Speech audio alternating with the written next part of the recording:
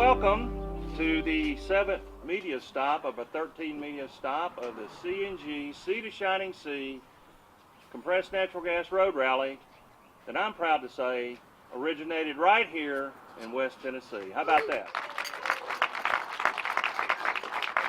I have wore this tie proudly all the way across the country. And I've told some people already that when I was on the podium in Albuquerque and Mesa and Long Beach, the first thing I do is, well, howdy. I said, I'm from Tennessee. I'm supposed to do that. So anyway, we'll get started, and we're going to have an opening prayer. Mr. Johnny Witherspoon, who works with us, is going to come up and give the prayer, and then we're going to have the Pledge of Allegiance. And I'm proud to say we're the only stop so far that's done that. This rally started on May 30th, which was Memorial Day. And today is the anniversary of D-Day. I didn't want to let those two dates go without notice because the sacrifices our military has made over the years has allowed us to have the freedom to have this rally here today and all across this nation. And to me, that's very, very fitting to honor those folks. First of all, the other person I need to really thank, and it's probably the most important person in making this rally a reality, is my wife, Julie. You bet. She's had to accept many sacrifices to make this reality, and let's see, I missed our anniversary, I missed your mother's birthday, and my birthday will be Friday. And my class reunion. Oh, and the class reunion. Oh, yeah. I see where the priorities are. Anyway, but I took care of her, and I'll tell you later if you ask me the question. Anyway, I also want to thank our presenting sponsors behind me. It's the American Public Gas Association, who I'm the NGB chairman of. Bert Klisch is the executive director. NGB America, another big silo in our business, and also the American Gas Association. And I also want to call your attention to the banners on either side. We were hoping to get at least 30 sponsors, and we ended up with 44. And that was outstanding. Outstanding. Last but not least, this wouldn't be a reality here today. This rally wouldn't be a rally here if we didn't have the vision and the leadership of our board of directors. And I wish those that are here, please stand up.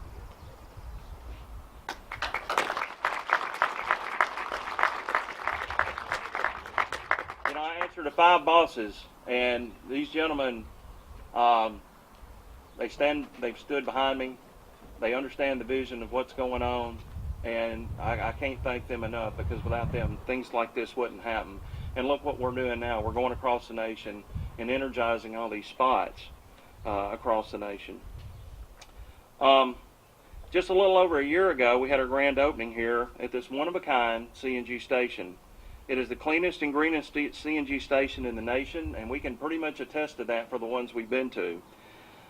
We built it to fit into the sequence of sustainability.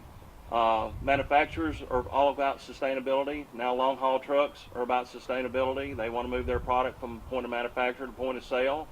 So I said, well, why don't we build the cleanest, greenest natural gas service station and complete that chain? And that's what we've done. And I'm very proud, because just in the first year of operation, we've received 5 environmental awards, and that's something nobody else has done.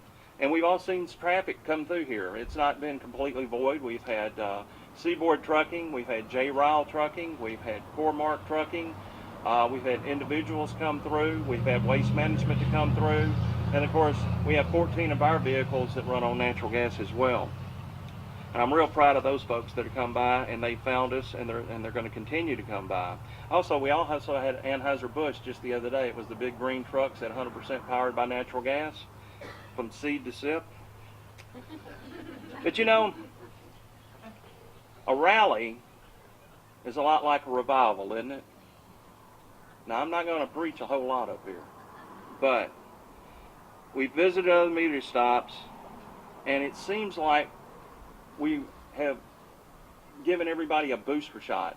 With gasoline prices as low as they've been, things have waned a little bit. American workers have been laid off because things have changed with our fuel, and we know why that happened, because of the flooding of the oil on the world market. And so it's really been a booster to everybody. It's really given them another round of excitement to get going, and that's the one thing that I've really taken from this. It's been really good. The other thing that I'm real proud of about natural gas, it is American fuel. It's clean, green, abundant, but it's American. And our price hasn't changed in a year, and because we're not influenced by world market commodities of oil. Pipelines are actually turning compressor stations around and moving gas from the Marcellus and Utica Shale back down south, east and west. It's never been done in the 70-year history of the natural gas business. In fact, the pipeline that we serve under, Boardwalk Pipeline, primarily Texas Gas, is in the process of doing that right now. And that speaks volumes for itself because of the abundance that we have, which we're blessed with, as Johnny said. I want to give you a quote from General Dwight D. Eisenhower, who once said, "I only have one yardstick by which I test every major problem. And that yardstick is it good for America?" Natural gas is good for America. Natural gas is good for energy independence. It's a proven technology. There's 17 million vehicles in the world. We got more than anybody. And it's just been a blessing to have natural gas in this country that magnitude. Our mission statement is to inform and educate the American public to the benefits of natural gas vehicles and the natural gas infrastructure through all local, state, and national media and outlets. And our vision statement is that when this rally is completed next Friday, June 10th in Washington, D.C., our final media stop, we will prove that natural gas vehicles can travel across this country and that there will be adequate refueling stations to make this trip a reality. There's over 1,600 stations in the country right now, and there are more coming, and that's a good thing. The other thing I wanted to show everybody, and this was given to me in Long Beach, and there's the gentleman that makes it. His name is David Altman of Long Beach Oil and Gas, and they presented me with this. It's a meter they cut in half, and it's always time for CNG. How about that?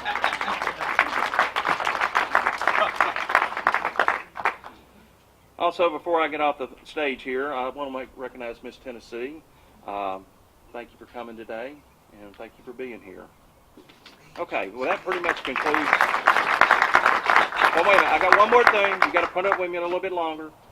Let me give you some facts and figures of our trip out, and it's the same coming back. We drove 2,140 miles from Trenton, Tennessee to Long Beach, California. The total amount of dollars spent just in fuel was $194. That's all we spent. The average price of CNG, and this was from actual figures where we filled up, was $1.74 a gallon. I don't know of any family that can't afford that and what it would do for their budget. And we only used 103 gallons of fuel getting out there. Also, the 3 vehicles that went, because we are clean, we did not emit into the atmosphere over 6,000 pounds of CO2. So we drove out there on American fuel. It's clean, it's green, it's efficient, and proud to be part of this industry. Thank y'all, and thank you, Pat. Ladies and gentlemen, we don't call him the energy warrior for nothing, do we? Well, he told me to take my jacket off. I don't mean to be disrespectful. I brought my kerchief because I sweat freely. I'm not sweating so much because it's warm. I'm a little hot under the collar this morning, and I'm going to diverge from the remarks I planned to give by sharing a little story that took place just on the ride over here. You know, I've been talking a lot about keeping Tennessee safe, how we keep Tennessee strong by keeping Tennessee safe. And obviously, the application of new technologies to existing energy resources is a no-brainer. I mean, it's what has been done here in spades. We were here just a little over a year ago, as Pat and others said, when they launched this station and kicked off this program. And you really are not only the warrior, but the leader in this. You've put Tennessee really on the map. See the shining sea. It's absolutely perfect that it's all about Tennessee. So you're on your way to Washington, D.C. So am I. Not like some of these congressional candidates. I don't think we have any of them here. Scott Golden is here holding down the fort for our Congressman, Stephen Fincher, and we appreciate that, Scott. But he's going to step down, Stephen Fincher is, and got a bunch of folks running. And I wish they were here to hear what happened to old Senator Norris this morning, because I'm on my way to Washington tomorrow to testify before a Senate, not a House, but the Senate Energy and Environment Committee. Actually, it's the subcommittee that deals with unfunded mandates. Where's my commissioner? We were talking about the state doing this to local government. We're going to talk about unfunded mandates and runaway regulation, as I call it, regulation without representation, and the choking effect that that has on innovation like this, what we're here celebrating today, what makes this country great. And we weren't 10 minutes from this location, and I have the testimony that I'm going to give tomorrow. See, they're shooting at me. Yeah, we can take it. Keep Tennessee safe, baby. And I had, as the federal government requires, I had turned in my testimony in advance, and they'd approved it. I thought, yay, put a lot of effort into that. Worked with Commissioner Bob Martineau, in fact, on some of the good work that the state of Tennessee has been able to do with this runaway freight train of regulatory overreach in Washington. And I mentioned that a little bit in my comments. And I also mentioned how some of the dysfunction in D.C., particularly at EPA and at the Internal Revenue Service, really puts innovation like this at a disadvantage. Well, they approved it. They approved it. And I started off, so what I'm going to do is take you through the wormhole, if you'll let me do this, just a little bit. Sure. I'm cheating. Because tomorrow at 2:30, I was going to give this testimony, and now I'm not, because they called this morning to say that it was a little too hot. I talked about the Clean Power Plan tomorrow at 2:30, and I've said clean power has already cost thousands of jobs as the war on coal continues. They closed the CSX rail facility over in Irwin, Tennessee, Upper East. It's affecting barge traffic on the Mississippi, down some 30%. I said the federal government's focus upon alternative energy rather than alternative technologies applied to existing energy resources is unwise. Tomorrow, I would have said yesterday, there's the wormhole, yesterday in the West Tennessee town of Trenton, Gibson County, Tennessee, a convoy of vehicles powered by compressed natural gas stopped en route from Los Angeles to Washington, D.C. They're demonstrating the advantages of CNG-powered vehicles and the availability of all the facilities to fuel them.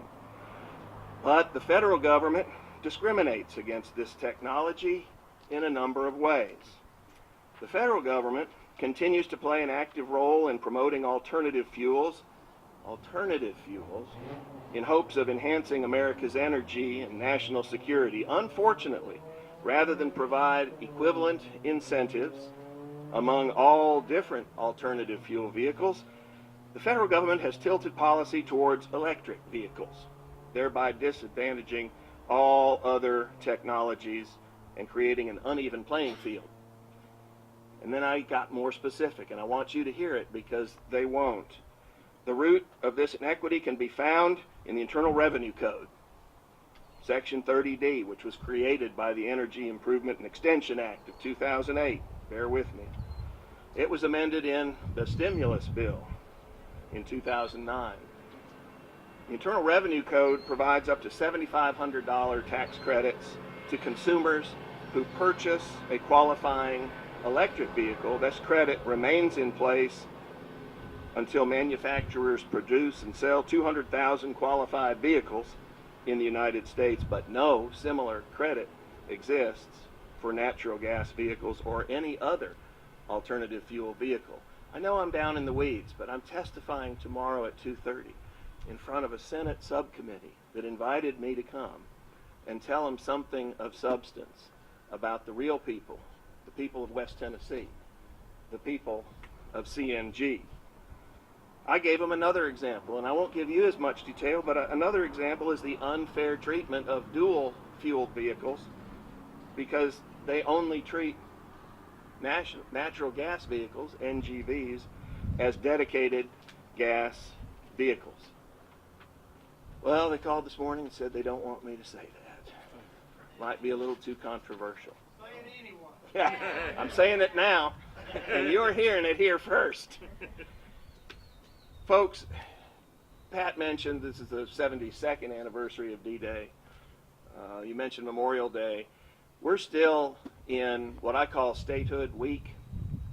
It was 220 years ago on June the 1st that the state of Tennessee became the 16th state in the Union. You know who approved that? You won't believe it, a lot of people don't. It was President George Washington. He signed the act that admitted our state to the Union. We were 16th in the Union, but we're number one today in so many ways. We're the best state in the nation for business development. We're the best when it comes to debt because we don't have any. We have the lowest debt per capita of any state in the nation. I could go on and on. Even Thomas Jefferson said, when we were brought into the Union, he looked at our very Constitution, the one Andy Holt and I are always railing about enforcing, reminding you to read it. Thomas Jefferson looked at our Constitution and he said, and I quote, "It is the least imperfect and the most Republican of any of the states." That's the Constitution we're living under today. That's the Constitution that gives us the freedom to keep Tennessee safe, by keeping Tennessee strong, by innovating this way. A lot of folks don't realize Curtis Halford, Andy Holt, Deborah Moody, and I, this year, the governor signed it into law not 3 weeks ago, probably 2, a new bill that gives natural gas, NGVs, the same treatment under our sales tax as fossil fuel, as gasoline-powered vehicles. We did that this year. We've been working on alternative fueled vehicles, natural gas vehicles, for several years now. And it's the freedoms we've got that make it possible for us to do that. So I'll go to Washington tomorrow. I'll be there a few days before you arrive. I hope you will take this message with you as you proceed and maximize the metaphor, if you will, because the federal government does not want to hear what we have to say. And you know what? In our republic, that's okay, because we give the federal government its rights. The 10th Amendment says we're in charge, not them. And if they don't want to hear it, that's their problem, not ours. Thank you, and God bless you. So basically, this is a natural gas dispensing pump. It works very similarly to a regular gasoline or diesel type pump. This nozzle particularly is called a weigh nozzle. If you've ever used a quick connect, like on an air compressor or whatnot, the nozzle, you just basically plug it in to the nozzle and it'll lock in place, and then you squeeze the trigger just like you would a gasoline dispenser pump. It's So I've got a gasoline equivalent. right. Drink up here, okay? Yeah, this is just like the price, and this is the gallons that the last person would have purchased here. The price per gallon that they're charging right now at the pump uses credit card readers, and then use fuel management system cards, and just the same as a regular gas dispenser. What time is required, like to fill up a truck? Say, like if I got a small truck or whatever, is it similar in time? Yeah. Take a look. Yeah, this station is a completely fast fill station. It would take essentially the same time, maybe even less. At our station in Jackson, when I left this morning, I put about 10 gallons in the truck, and it took me maybe 6 minutes to refuel at our place in Jackson. And this wouldn't be any different. This would be. Do we have anything like this in Jackson? Yeah. Anybody have a retail outlet yet? No retail outlets. I mean, JEA, we have our own station in Jackson, but we don't offer public sales right now. Is that contemplated? It is. Waste Management is a big fuel user of ours. We're fueling 6 trucks of theirs right now. They're in 2017 going to be rolling out 20 additional trucks. Wow. And so there'll be 26 CNG trash trucks running around Jackson. And we're talking to them. They are looking at building their own facility on their property with the possibility of doing something similar to this as a public Opening up sales. into retail. Do these exist in very many places in Tennessee, or is this one of the few? Pat was an innovator. Pat Riley was an innovator in Gibson County, and this is one of the first in West Tennessee outside of Memphis. Memphis has been doing this for a long time, and since 1980 they've been consistently using compressed natural gas. Memphis was first. Then it's kind of been in Gibson County. I think this station opened last year. Nashville has several stations. You know, Sevierville put in a station. That's going to be the next stop. We're going to go to Dixon after this, and then going to Sevierville after that. And then Knoxville is currently working on a station, as I understand it. So we will have stations all across the state of Tennessee within the next, I think Knoxville's opening in the next 6 months. Your tie with this, what do you see in your work that makes this kind of event important? Well, just that the consumers have options, viable options, and that we're not so dependent on other countries for our energy. And this is a very, very viable option for us. We're beginning to see agriculture applications, natural gas and drying and all this other stuff. So you're seeing that in your area, I guess, as well? Yeah, I think there is some. Yeah. There is. It's coming along. And as these stations, people, we had a natural gas station for our city vehicles, and then they closed it. But that's been years and years ago. Okay. So this is exciting to see it coming back and the new technology. So I think it'll be good. Okay. Well, congratulations on the Thank recognition you. today. Yeah. Well, thank you. Yeah, it's good to see you. Thank you. Good to Appreciate see it. you. I like thing with you. No, I feel it to the core. I mean, it's about keeping Tennessee safe and making America great again. Really, we're using homegrown energy, protecting ourselves against, foreign sources that aren't our friends. The impediments you talked about, I hadn't thought about it, with tax things and other things. Oh, yeah. Any initiatives to change this? I know you're pushing for that. Well, I plan to testify about it in front of the United States Senate tomorrow at their invitation, but they don't want to hear it. We are making progress at the state level with legislation and new public chapters that level the playing field so that the credits and discounts that gas-powered vehicles get, clean natural gas vehicles will also get, and also just general awareness, letting people know that this alternative is available, and so are the stations to refuel. You're involved in agriculture as well. There are agriculture applications with drying techniques and other things that gas is beginning to make inroads in. That's correct, and there's all kinds of work we're doing, pushing the entrepreneurism in this state with not only biofuels but ag technology, and we're going to hear a lot more about that in the next several years. We have to innovate and improvise with existing resources in order to continue to build upon the momentum that we've got in Tennessee. We can't keep doing things the way we've always done them. We've got to reprioritize and repackage what we've already got. A lot of people talk about alternative fuels, and I know so there's some solar panels here and everything, but we're talking about existing resources that can be repurposed with modern day technology. Pat and him have done a good job with this. Oh man, they call him the Energy Warrior, and he deserves that title. He's done a great job. We were here just a little over a year ago when this facility was opened, and truthfully, a lot of people were walking around scratching their heads like, what's this all about? How does this work again? One of my friends was here a year ago and said it was still too costly to make it practical. He's here again today, and he says that's no longer the case. So that's real progress for real people. Good to have you, sir. Thanks. Great to see you, Steve. Appreciate Thank you. Congratulations on this. Well, by the thank you way. very much. It has accomplished. It looked like what you were hoping. It has. It's met our expectations and maybe even more so. Are you getting a good bit of media coverage as you cross the country now? In Yes, these markets. yes, we are. Every stop's had the local television show up and some newspapers as well. Okay.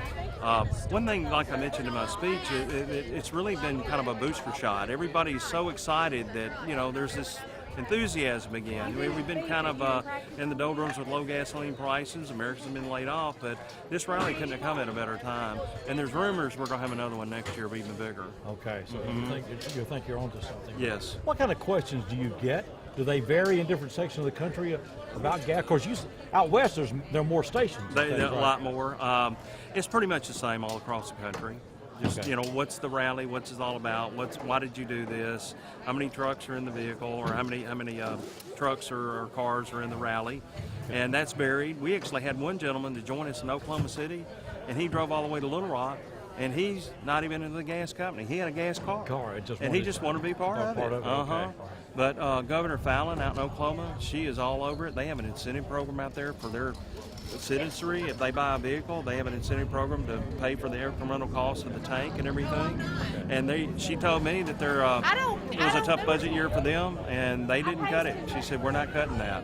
So they were all over it. But every city we've been to, Long Beach, Mesa, Albuquerque, Oklahoma City, Little Rock, and then Memphis, all have been very, very supportive, and really are excited about CNG, and it's going to continue to be excited about it. When you get to D.C., then what are the plans there? Well, actually, I've turned that over to my vice chair, but I have heard that possibly the Deputy Secretary of the Department of Energy and some other folks are going to be there like that. They heavily leaned on Clean Cities of America. There's a gentleman up there by the name of Ron Flowers who is very well connected up there, and he was going to be the one to help really bring the people together. So I hadn't had a really chance to talk to them about what that event's going to be, but it's going to be good. Okay, get to the publicity. I was not aware and hadn't thought about it until the Senator was talking about, like in the tax code, that there are credits for electric vehicles. That's right. But not gas. That's And right. So those kind of things could change, or should change. That's what we hope. You know, it's fine. That's fine. They get it. But look, do it across the board. If one alternative energy gets it, just make it for everybody. You know, it would lend itself to more people to buy these vehicles. And I'm kind of the litmus test. But speaking to so many West Tennessee Civic clubs, they've all told me if they could get over the barrier of the $10,000 to put the tank on, they buy them because it's all American. There had to be skepticism when you built this station here. You got to be pleased with where you see it. I'm very pleased. Sometimes when you have a vision, it's hard for everybody to understand where it's going. But when being in the business as long as I have and looking at the countryside, see what was going on, I wanted to bring it to West Tennessee. And through the influence of the Tennessee Department of Environmental Conservation and all their meetings, I wanted to complete that chain of sustainability by building a green and clean station. And that's what's gotten their attention. And that's what helped us win the 5 environmental awards. Well, congratulations. Thank you very much. Thanks for the time. Thank y'all for coming. Okay, so just a little information before we get started. The reason there's 2 on this is part of what this system does is capture some of the CNG that's in here and put it back. So one of them's supply, one of them's return. Okay. But after we get the card reader up, we're going to connect this. And this handle is not fuel flow like we're used to. It locks it on the little one right here. I got it. When you put that on there, click that, it'll lock. Then once it's all the card reading, we'll pull this thing out like you'll see at some gas pumps, and it'll flow. So let me do this part. We'll see you again soon. All right, here we go with the pick that nozzle. up. Yep. Very short. Don't have to worry about that. Now, Slide it on there, and then you're going to pull. Get it pushed on there. Now pull that. Go. Okay, now you can let go. It should be. It's connected. I can smell it. It's very clean. Now we've got to. And you flip right here. Now it's fueling. Clicks up here. It starts here. It's registering the pressure in the car very quickly, and then starts flowing fuel from the compressor.